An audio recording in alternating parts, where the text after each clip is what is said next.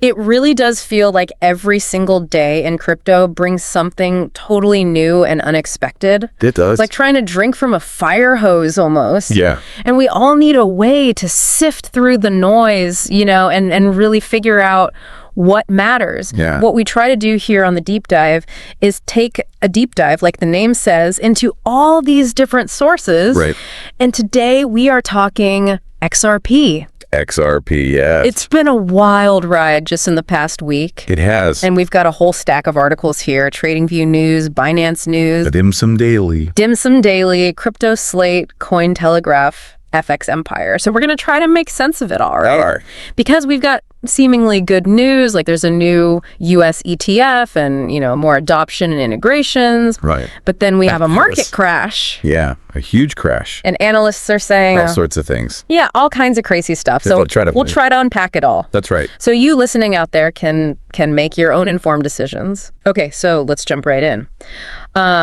One of the first things that caught my eye was this news about Call AI. Right. Which, for people who are into NFTs, Yeah. This is a pretty big name. And they're expanding their use of XRP specifically for cross-chain NFT interoperability. That's right. And interoperability, that's a big word. Yeah, a mouthful. So for those of us who maybe are newer to the NFT space, Right. can you just kind of break down what's going on here? So essentially what Call AI is trying to do is to bridge the gap between different blockchains when it comes to NFTs. Okay. So think of NFTs as digital assets that live on a specific blockchain. Okay. And then you have, different blockchains. Right. And they don't necessarily talk to each other. Got it. And so Call AI is saying, okay, we're going to use XRP to make it easier to move NFTs between those different blockchains. So it's kind of like a translator almost. It is, yeah. It's like a bridge or a connector. Okay, that makes sense. Yeah. And the idea is that by doing that, it opens up more possibilities for NFTs in general. Oh, yeah. Because then you're not limited to just one blockchain. Makes them a lot more useful. Exactly. And XRP specifically, what is it about its technology that makes this possible? So XRP is known for being very efficient and fast. Okay. And so they're saying, look, we can leverage that speed to make these cross-chain NFT operations much quicker. Okay. And that also helps to reduce the friction involved because sometimes it can be quite complicated to deploy NFTs on different networks. Yeah. And then also it opens up more liquidity because when you have more blockchains involved, there are more potential buyers and sellers. Makes sense. Yeah. And then specifically for the XRP ledger itself, this integration kind of opens up a whole new world of possibilities for them to access more liquidity for their NFTs. Wow, so that's a big deal for anyone who's really into XRP and wants to see it used in new and exciting ways. Fair. This is pretty exciting. It is. Okay, so on the tech side, we were also talking about some of the improvements that Call AI has made. Yes. Under the hood. So they've implemented what they're calling smarter routing algorithms. Yeah. Which basically means, like finding the most efficient route for these NFT transactions. Got it. To travel across these different blockchains. Okay. And they've also optimized something called gas estimation. Okay. Now, gas fees are those fees that you have to pay to process transactions on certain blockchains. Right. And so by optimizing that, they're making it more predictable for users. Makes it easier to budget. Yeah, through these things. Yeah. And then they've also made updates to ensure that everything works smoothly with their AI-powered smart contract engine. Right. Which is pretty cool. It is. Because what they're doing is they're using AI to help users manage the NFT metadata. Okay. So that's like all the information that's attached to an NFT. And even the underlying rules of the smart contracts themselves. So that could really simplify things for people who are trying to create. It could, yeah. NFTs. Because a lot of that stuff can be pretty complex. Yeah, it can be. Yeah, so if you're someone who's, creating NFTs on the XRP ledger, right, this could make things a lot easier for you. And it sounds like, this is all part of this bigger trend. It is. Yeah. That we're seeing towards a more interconnected kind of Web3 world. The Web3 world, right, where everything is kind of connected. Yeah. And assets can move freely between different ecosystems. Right. And the fact that Call AI is now including XRP alongside, big players like Ethereum and Solana. Yeah. That's a pretty big deal. It is a pretty big deal. Yeah. Okay, so we've got that kind of on the positive side of things, but then we've also got this pretty dramatic downturn in the crypto market, and XRP definitely got hit. Yes, it did. What happened there? So from what I gather from these sources, it seems like the main trigger was some turbulence in the global financial markets. Okay. And specifically, it was U.S. President Trump's announcement of these new aggressive tariff policies. Wow. That seems to have really unsettled the markets. Yeah, I can imagine. And led to kind of a widespread sell-off. So like a not just in crypto. Chain reaction. Yeah, it was like a chain reaction across the board. Traditional stocks. Right. And cryptocurrencies. Wow. So it wasn't just crypto. That was No. It was a broader taking a hit. Yeah, it was a broader market thing. And it sounds like it was really that kind of that fear and uncertainty around a potential trade war. Yeah, trade war, and just the general uncertainty about what those policies would actually mean for the global economy. Okay. That seems to have been the main driver. And this had like a direct effect on the prices of Bitcoin and XRP. Absolutely. So Bitcoin, which is often seen as kind of like the bellwether for the crypto market. Yeah. It fell below $75,000. Ouch. Which is, a psychologically significant level for a lot of investors. Right. And then XRP also experienced a substantial decline. Like what kind of? Over 20%. Over 20%? From what I saw, Percent. Wow. And it tumbled down to around 170. Wow. Yeah, and it wasn't just Bitcoin and XRP either. Oh, really? Other popular cryptocurrencies like Solana and Dogecoin. Yeah. They also saw pretty big drops. So this was a pretty it was significant. Yeah, it was a significant market event. Yeah. And it really highlights how interconnected the crypto market is. Right. And how sensitive it can be to what's happening in the broader economy. Definitely. Yeah. And then the Binance News article mentions some technical analysis. Right. Which kind of paints a picture of maybe things getting worse. Possibly, yeah. Okay. For XRP, what was that analysis saying? So basically what they observed was that XRP's price broke below its 200-day moving average. Okay. And for people who maybe aren't familiar with that term. Yeah, so the 200-day moving average is basically a long-term trend line. Okay. So when the price drops below that, it's often seen as a sign that the momentum has shifted downwards. Okay. So it's not a good sign if you're bullish on XRP. Right. And then they also pointed out that there's this potential head and shoulders pattern forming. Oh, yeah, I've heard of that. On the price chart. Yeah. And that's a specific chart pattern that some traders believe can signal the start of a further downward trend. Right. And if that pattern plays out, they're saying XRP could drop to around 107. So that's not great. Not great. For XRP holders? Not in the short term, no. Okay, so it sounds like, this really wasn't just limited to crypto. Yeah. Stock markets were also taking a hit. Yeah, they were. And some of the reports even mentioned some markets entering like a bear market territory, which is a pretty scary thought. Yeah, it is. So was that kind of across the board as well? Yeah, so major stock markets, in Asia, Europe, the US, they all saw these significant declines. So it really does seem like it was this kind of like... It was this like... global risk aversion. Yeah, this like wave of risk aversion that swept across the globe. Yeah, because of all this uncertainty around tariffs. Yeah, and, in times like that, investors tend to move towards what are considered safer assets. Okay. So things like U.S. Treasury bonds and gold. Right. Those saw an increase in demand. Yeah, which makes sense. As the market kind of panicked. Yeah. A little bit. Okay, so with all this volatility, it's not surprising that, analysts are kind of all over the place with their predictions for XRP and... trying to figure out what's next. Dim Sum Daily had a really interesting rundown of all these different analysts and their perspectives. Right. So let's start with Joao, who has, correctly predicted some pretty big moves. He has a track record. In the past. Right. So seems to know what he's talking about. What's he saying now? Well, he's actually sounding pretty cautious. Okay. He's suggesting that XRP could actually see further price declines. A la where it is now. Potentially even below $1. Wow. Yeah. Yeah, that's It is. Big drop. And he's outlined this thing he's calling a radical distribution scheme. Okay. Which he believes could continue to put selling pressure on XRP for a while. Like, how long are we talking?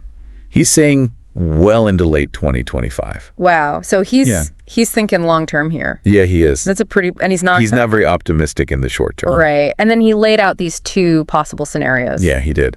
What were those? So the first one he calls Scheme 1. And in that scenario, he sees XRP dropping significantly. Like potentially as low as 10 cents. 10 cents. Wow. Yeah, it's a big drop. Yeah. And then he sees it rebounding to around 40 cents. Okay. And he thinks that 40-cent level could be kind of like the final phase of selling pressure. Okay. So even in that scenario, there's still a lot of pain. A lot of pain to come. Yeah. Yeah. And then what about Scheme 2? Scheme 2 is a bit more of a long shot. Okay. In that scenario, he proposes this rally. Okay. That could take XRP up to between 5 and 680. Oh, wow. Yeah. So that would be a huge jump. Yeah. But he did say that's a much less likely outcome. Yeah, much less. And he said it depends on all sorts of things. Right. Like how Bitcoin performs. Yeah. What the big market makers are doing. Okay. The balance of supply and demand, public interest, macro conditions. So he's basically saying anything could happen. Don't get your hopes up for Scheme 2. Right. Okay, so Joao's being pretty cautious. Yeah. What about some of the other analysts? So there's this analyst named John. Oh, okay. And he's also pretty bearish. Okay. He's predicting that XRP could fall all the way back down. Down to price levels we haven't seen since like mid-2024. Wow. Yeah. That's a long time ago. It is a long time ago. Yeah. And he thinks it could even go down to this Fibonacci retracement level of 0.3827. Okay. I remember learning about Fibonacci. It's a bit of a technical thing. Yeah, back in college, but it's all a bit fuzzy now. But basically, it's this level that's derived from this mathematical sequence. Right. And some traders believe that prices tend to gravitate towards these levels. Okay. So he's using that to kind of predict where XRP might bottom out. So he's basing this on... He's basing this on this pattern that he saw on the weekly price chart back in late March. Okay. Called a bearish engulfing pattern. And that basically signals that... the trend might be reversing. So going from... Yeah, from up to down. Okay, so not good. Not good, no. And then Agrag Crypto had a different... Right, Agrag Crypto. Yeah. Yeah, he was looking at a different chart pattern. What was he looking at? This one's called an ascending broadening wedge. Okay. And according to his analysis, this pattern has a pretty high probability of resulting in a downside breakout. Okay, and what does that mean in plain English? Basically, it means that the price is more likely to break down than to break up. Got it. And if that happens, he's predicting XRP could fall to around 65 cents. So, yeah. Not quite as bad as John's prediction. Not quite as bad, but still pretty bad. Still pretty bad, yeah. Okay, so there's a lot of pessimism. In the air right now. But then there's Cassie Trades. Cassie Trades, yeah. Who had kind of a more... Yeah, a bit more nuanced view. Yeah. And he was focusing on some key price levels, right? So he pointed out that the 190 level has become like a major resistance level for XRP. Okay. Especially after that dip down to around 161 on what they call Black Monday, which was April 7th. Okay. So even though the price bounced back from that dip and tested 190, right, it hasn't been able to break through it. So that's a sign that... It's a sign that there's a lot of selling pressure at that level. Okay. Yeah. And then he also identified 155 as the next important support level. Okay. And that happens to coincide with a key Fibonacci retracement level. Right. The 0.618. The golden ratio. Yeah, the golden ratio. Okay. So that adds some significance to that level. Yeah. And then he also threw out the possibility of a wave 3 pattern developing. Okay. Now this is getting into some Elliott wave theory. Yeah. Which is this whole other way of looking at price movements. Right. But basically what he's saying is that there's a chance that we could see a really strong upward move. Okay, so that's the more optimistic side of things. Yeah, so he's saying if XRP can hold above that 155 support level, it could actually strengthen the argument for a rally.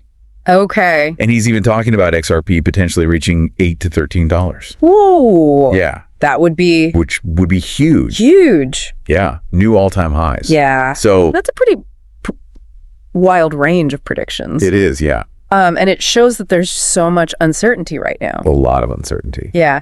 Okay, so let's completely shift gears and talk about something that is definitely positive for XRP. Yes. Which is the launch of this first U.S. traded XRP ETF. Right. That's a pretty big deal. Yeah, it is a big deal. It's the 2 2x long daily XRP ETF. Trading under the ticker XXRP. XXRP. Yes. And it started trading on the New York Stock Exchange. On the New York Stock Exchange. So this is a big step. It is. And 2 CEO Sal Gilberty.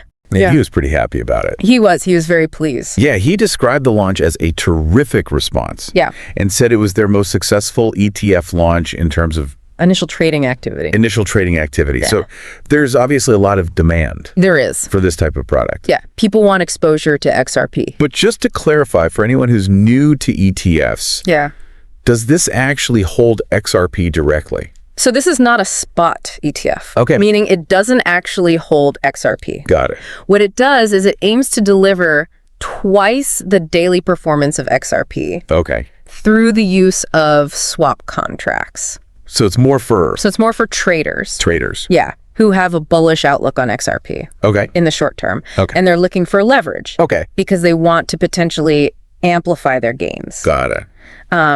And this allows retail investors, on platforms like Robinhood, to get that leverage without having to have a margin account. But it's important to remember that it's not really meant for long-term holding. Okay. Because of the way it resets every day. So it's more of a short-term trading tool. Yeah, exactly. Got it. Yeah. Okay. And Gilberty also mentioned that he thinks that the SEC is kind of changing their regulatory stance. He thinks that the new leadership at the SEC is a bit more constructive when it comes to crypto. So that could be good news for the industry. Yeah, he believes that this more favorable environment contributed to the approval of this XRP ETF. Okay. And that, maybe in the past, under previous leadership, it wouldn't have been approved. Interesting. Yeah. So it's an interesting shift. It is. Yeah. Okay. And it sounds like Gilberty himself is pretty bullish on XRP. He is. What are his reasons for that? So he really emphasizes XRP's real-world utility. Okay. For cross-border payments. Yeah. He says it's fast. Yeah. It's cost-effective. Yeah. And he also highlighted the fact that more and more financial institutions were adopting it. Right. For settling transactions. Okay. And then he also pointed to Ripple's recent acquisition of Hidden Road. Yeah, we're going to talk about that in a minute. We are. But he sees that as a strategic move. Okay. That could potentially lead to these integrated prime brokerage services. Interesting. Yeah. So basically making financial settlements even smoother. Okay. And he kind of contrasts XRP with Bitcoin. Okay. He sees XRP as more of a tool. A tool. For transactions. Right. Whereas Bitcoin he sees as more like digital gold. Got it. And he also, he likes the fact that XRP has this existing distribution. Okay. A relatively clear regulatory framework. Compared to some other cryptocurrencies. Yeah. Right. And he likes the team behind it. Okay. So he's got a lot of faith in XRP. He does, yeah. Okay, so let's talk about that Hidden Road acquisition because that was a big one. Yeah. Ripple paid $1.25 billion. $1.25 billion. For this crypto-friendly prime broker. Yeah. You're really making a statement. They are. With this acquisition. And it seems like the main goal here is to become the world's largest non-bank prime broker. That's right. Which is ambitious. Ambitious to say the least. It is. So Hidden Road, yes, they've got a lot of experience. They're already doing a lot of volume. Yeah, they're clearing something like $3 trillion annually.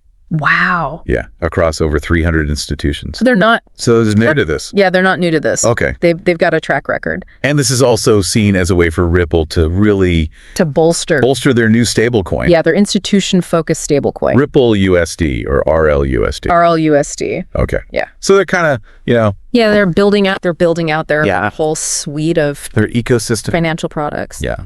Okay. Yeah, and Brad Garlinghouse.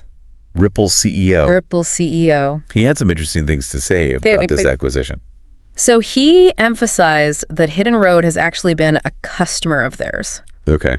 So they've been using Ripple's technology for a while now. Got it. And he mentioned that Hidden Road intends to use the XRP ledger for clearing certain trades. And they're also going to use... And they're going to use RLUSD as collateral. RLUSD as collateral. Yeah. So they're really integrating it into their operations. Yeah.